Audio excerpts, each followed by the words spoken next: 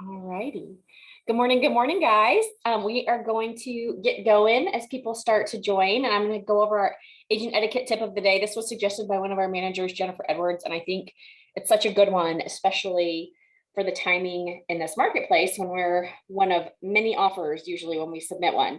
And so the suggestion was how to kind of submit a good offer and make it as easy as possible for the listing agent. And it's smart. So basically, just think as a listing agent, what would you want to receive, right? You want it to be as easy as possible. So send everything in one email with all the attachments, right?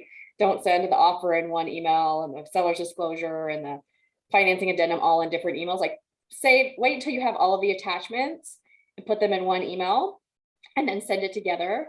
And then also once you send it, I always like to text the listing agent because they may be out and about showing houses, but it's nice for them to say, like, if you had been telling them, hey, I'm going to give you guys an offer, it's nice for them to see like on their phone, oh, I should have it, that they don't have to be checking their email and that they're aware. And then if you can summarize the key terms in the cover email, just kind of bullet what you've attached and what are the key terms. I always think that's a good idea. I'm going to show you an example. Of course, include a pre-qual letter. Like that's a must in this marketplace, a must. Copy the lender. I think that's a great idea in this market if your buyer is getting a loan to be competitive, like include the lender and the lender's contact information so the listing agent can see like this buyer is qualified. They have a lender who's engaged. I know their contact information if I need to reach out to. That just gives the listing agent and the seller some peace of mind that they're not going to be like wondering what's the status of the loan. And then I always ask for confirmation of receipt from the listing agent, like just please confirm receipt. I always put that at the bottom of most emails.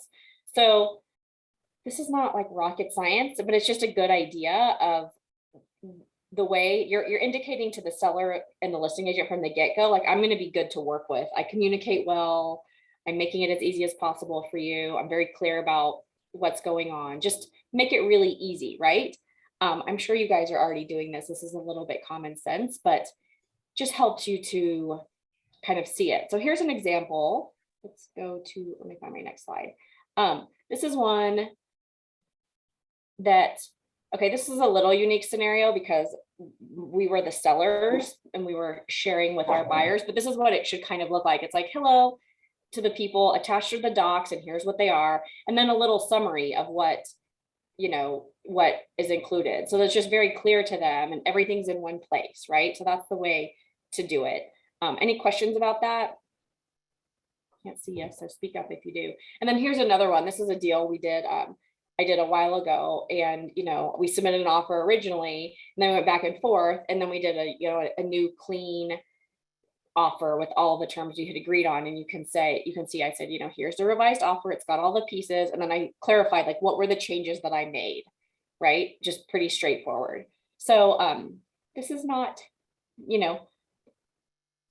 very exciting or unique. It's just a good idea of making sure that when you're submitting an offer, you're putting your best foot forward and your buyer's best foot forward. And honestly, in this market, and you guys, if you're listing agents, you're choosing the best offer. But if you see an offer come in from an agent who's a nightmare, there's a lot of listing agents that are like, this agent is just really difficult to deal with. And Penny says hi. And they'll kind of gloss over that offer. So just be a really good communicator, I guess, is the point. Any questions about that, Allie? I have a question. Do you think that there's in this market an opportunity for someone to select someone that's not the highest offer in cash? Like for the offer I did this last week, it's this couple's 7th offer. They can't go over 535. That's like the max absolute they can go. So I've been trying to look obviously like not higher than 500. Right. So we just saw one for 500, made an offer at 535 with a 3-day option, $8,000 earnest money, $1,500 option fee, like pay for the title. Like is there any, what do you think? You ask for some feedback from the listing agent about and what they say. Well, and the last ones we've lost. Yeah. That it's just been absurd. Like there was one at 510 that we were pretty excited about, and it went for 565. Yeah. So it's so you have a few different choices. You may need to start like lower the price point that you're searching in. So like look at homes that are in the Like high fours so that you know you Yeah. can go up, 50 or 60 or 70 over, which is crazy.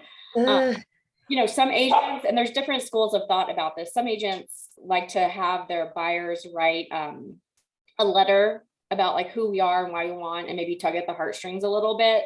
Some right. agents are like, you have to be really careful because of discrimination. But I mean, I know that works. I know we had an agent in our office who freaking sent them a cake, and that worked. Really? Yes. To the sellers? Yes. Yeah. And I mean, I was thinking about that. I was thinking of sending flowers. I'm not kidding. yeah, just being memorable and really easy Yeah. to work with. It's just hard right now. So, I mean, this stuff that we're talking about is very obvious in terms of making it straightforward. But yeah, Right. and I mean, maybe you guys should start looking at like a slightly lower price point so that they have more room to go way over. Yeah. Probably not what they want to hear, but it's wild. It's been interesting. I've seen, because we had a listing, I saw a lot of videos instead of letters, which Interesting. I didn't love, but I think I've just never Like the seen buyer that. submitted a video with their offer. Instead of, well, they did like a little tiny letter and then they sent like a 1-minute video explaining who they were and why they wanted the home. And I hadn't seen that before. Interesting.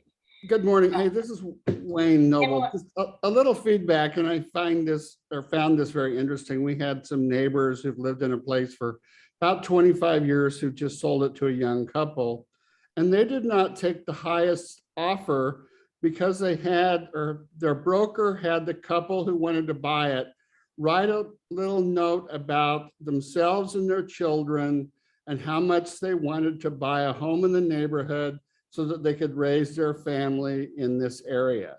And it tugged at the heartstrings of the sellers, and they ended up taking that offer, even though it was less than the highest price offer, because they really wanted this young family to have that house. And I think that was a good action to take. Yeah. Yeah. I'm in the same place. We have a rental. We bought a house, we fixed it up, and we were going to rent it for, my mom has some properties. I do this for her. And, we got to the point where we were like, let's just sell it. Like there's so many people out there in this price point that need a house. Like, let's find an end buyer that actually, so there are people out there that want to sell to like an end user, not necessarily an investor, but yeah, you have to put it out there. Okay. All right. Blake says an agent friend paid for the seller's moving expenses and $100 worth of pizza to help their offer be more attractive. It's so true. Like it's a crazy market. And it's not just here, guys. I have a friend in Denver that was like, we put in 3 offers. The last one was 150 over asking and we still didn't get it. So it's just like this right now. And it's not going to be like this forever. So hang in there and keep trying. And eventually maybe Allie, it'll be that 8th or 9th or 10th offer, but it'll happen. So, okay.